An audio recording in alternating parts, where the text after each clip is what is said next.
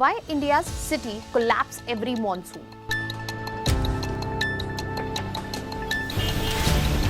Why are our cities built to fail? Why urban planning in India is not working out? Flooded streets, cracked flyovers, and broken drainage. This is the picture of our Indian cities, and it seems like that our Indian cities are failing. But what is the solution to this problem? Is it more concrete, or is it going back to the blackboard again and focusing on adaptive planning this time? Hello everyone, welcome to Vajiram and Ravi's Flash News.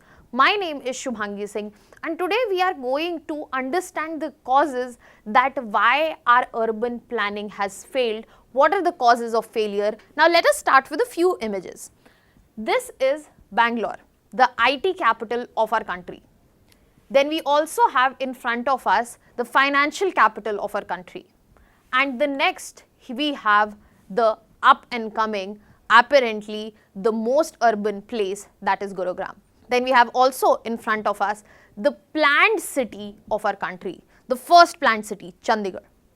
Now all of these images are reiterating the fact that yes, what we are saying or seeing around us, the fact that urban planning has definitely had some big failures that we need to understand. So let us start with understanding that why our Indian cities are struggling with floods.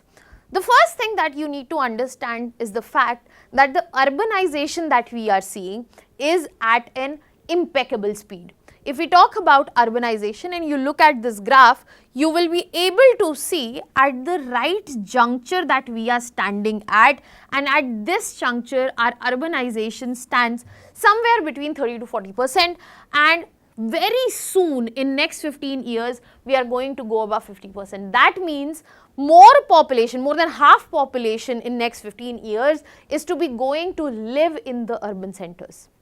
Now this very thing is a major concern, because when India is the third largest urban system, 35% of population is already in the urban centers, we have to understand, are these urban centers even meant to handle this level of population that is coming in? Did these urban centers, when their planning was happening at initial stage, was this considered? Another thing that you need to understand, that this recurring urban flood, be it Mumbai, be it Bangalore, be it Gurugram, be it Noida, whenever we are talking about this, the only thing, Chennai, Hyderabad, all of these cities, it highlights one simple thing, that is the failure in governance that we are seeing. The floods can happen naturally, there can be natural causes, but what about controlling them? What about controlling the damage that comes from them? What about the requirements that should have been fulfilled? In this very scenario, the core issue that comes in front of us is the poor city planning. The floods that are happening, they are very much a natural thing to happen, but the reason these floods are sustaining and they are recurrent with the rainfall intensity is the poor city planning.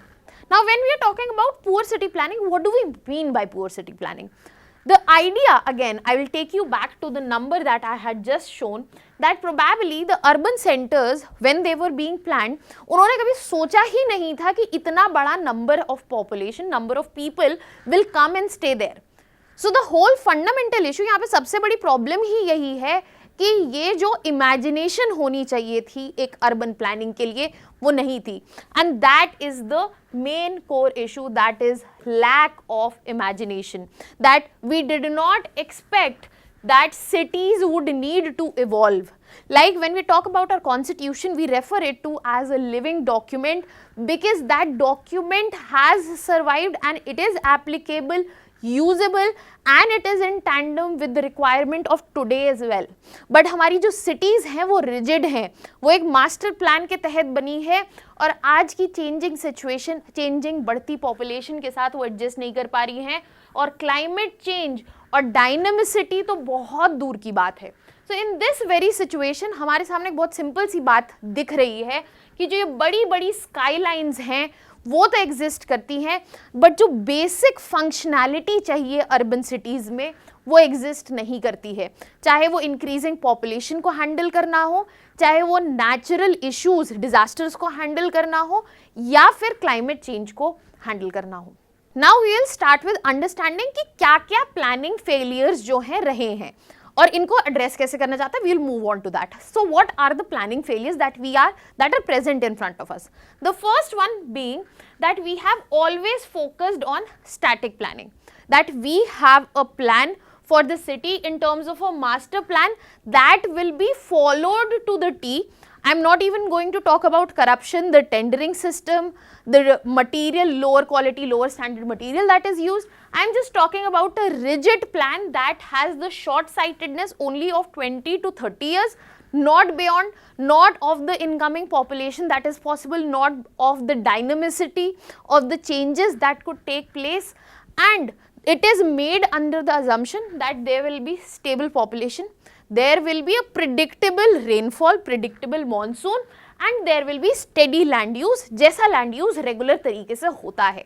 और इसका हमारे सामने एक बहुत ही बेहतरीन example है चंडीगढ़. अगर हम चंडीगढ़ की बात करें, Chandigarh claimed as planned city. इसके प्लानर कोई और नहीं, फ्रेंच ली कॉर्बुज़िएर इन 1950s, जहां पर ऐसी सिटी बनाई गई जो आज तक समझी जाती है कि it is one of the prime examples, जहां पर ब्रिलियंट स्टॉर्म वाटर सिस्टम्स भी लगाए गए टू मेक श्योर कि फ्लडिंग ना हो. But again what do we get to see is this city which was actually planned, which looks lush, which has parallel perpendicular roads, had to be blocked, and blockage comes out from the outdated systems because the monsoon is not predictable, it is erratic, and there is impermeable sprawl of concretization. Now when we can see the breakdown of such a planned city, then just imagine which are the unplanned one or which is sprawling like that. When we are talking about next planning failure, the idea here is you have to understand that cities are just being conjured. What do I mean by conjured? They are being just made up. All of a sudden they are coming into place. There is no planning that is involved. So these conjured cities are basically built for aspiration. For example, Gurugram is a suitable example. This city was made on the idea of rapid real estate, that the houses will be built, corporate towers will be built, and the growth will happen because of this. No idea how habitation will take place, how the population would be managed, how drainage would be managed, what is the plan for climate resilience, nothing. It was all about glass towers, corporate hubs, rather than thinking about the drainage, sewage, housing equity, and how the population will get the basic living standard that is required, not just on few days but every day of the year. Now because of this very situation, we are getting to see a city like Gurugram, which has aspirations of being the Singapore of our country, being city like Noida, which has the again similar aspirations. We see every monsoon there are subways which are flooded. This monsoon has had horrific pictures where there are jam stretches of more than 10 to 12 kilometers. The transport system remains fragile. There is excessive dependence on private vehicles, and if you talk about livability index is so poor that it is going to be criminal to talk about it here. So it's not just about planning failures. We failed to plan well, but we also failed to understand that what is the importance of maintenance and making sure that the systems are not going to go obsolete. So in this very context, we have also found that when we are talking about the infrastructure, we have again put it in a very rigid frame as a finished product. So the whole focus is on inaugurating the highway, inaugurating the building, and not on maintenance of that building.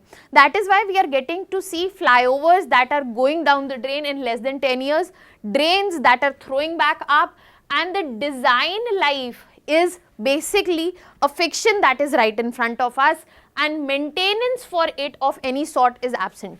That also has to do a lot with the fact we are finding historical cities like Delhi which exist with overburdened systems, not just outdated but also overburdened. For example, if you talk about Delhi, there are multiple authorities which are present here. For example, DDA is there, Municipal Corporation of Delhi is there, NDMC is there. But this all is only equivalent to a governance mess because there is a lot of overlapping because of multiple agencies, and drainage system is made based on the data of 1911. That is almost more than 100 years old. 1911 to 2011, that is 100 years. We are ahead again by 10 years, 15 years, but the assumptions that have not changed. If we talk about Mumbai, the drainage system that exists is of the colonial times, which is designed, यहाँ पे जो design है वहाँ पे सिर्फ 25 millimetre पर are rainfall जो है होनी चाहिए और इस वक्त 100 से भी ज़्यादा हो रही है. That means this system, especially in our capital and financial capital, is not ready for what it is facing, and definitely that is what will lead to the mess that is right in front of us. If we talk about another country, Hyderabad, जिसको actually fame दिया जाता था of being known for water tank systems, be it Baulis, be it the tanks, especially by Qutub Shahi rulers. Now it has all the lakes which are encroached, flooding that occurs, and it is not as plain beautiful as it used to be. So we are not only planning bad, but we are not maintaining, and we are not upgrading as well. Another factor that comes in here is the weak municipal financials as well. For example, if we talk about the cities and their planning, they are very much dependent on the state as well as central schemes. That means they are dependent for finances.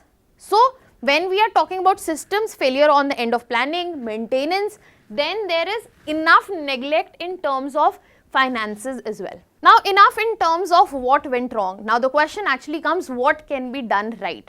So let us understand that what is the way forward in here? What are the dimensions that actually make part of resilient urban future?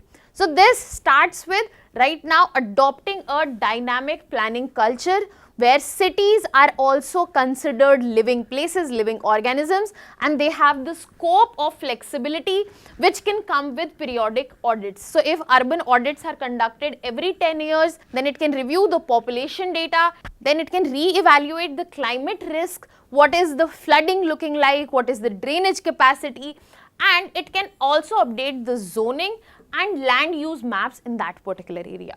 Furthermore, another addition is definitely looking forward to global best practices. For example, if we talk about Copenhagen, they have a cloudburst management plan in place जहाँ पे permeable surfaces बनाए गए हैं, रखे गए हैं ताकि flooding situation में, cloudburst situation में यहाँ पर जो damage है उसको control किया जा सके. यहाँ पे infrastructure जो है उसमें लिवेबिलिटी जो है वो ग्रीन कंपोनेंट ऐड करके रखी गई है. सिंगापुर की अगर हम बात करें तो यहाँ पे ABC वाटर्स का प्रोग्राम है where there are rain gardens, there is integration of canal, there is community space which facilitates the system, and these are the examples which you can use as case studies also, but these are the examples that India needs to learn from as well, where we have to bring in the modern tech also, but we can rely on indigenous wisdom also. For example, when I was talking about Hyderabad, I mentioned Baulis. Rajasthan has step wells. We have chars in eastern India. Now all these are natural flood regulators. We can use vernacular architecture जहाँ पे हमें climate sensitive, sustainable और low carbon architecture जो है readily available है, जो सीखा सिखाया है, जो हमारी country में already present है और देखने को भी मिलता है. And at the end, I would like to directly say that we need to prioritize urban resilience. That means we need to have the ability to pause, to see what is going on, and then decide that what needs to be changed as per the given situation. The whole goal should be that if the city is functional today, it should be functional at the very same level when we are talking about 100 years from now as well. And that will not only require good planning, it will require strong municipal capacity, resilient infrastructure, and participatory planning. Now that was all from my side. In the comment section, you can let me know the urban planning failures that you have seen in and around your cities and what are your suggestions to work on them. That was all. Thank you so much.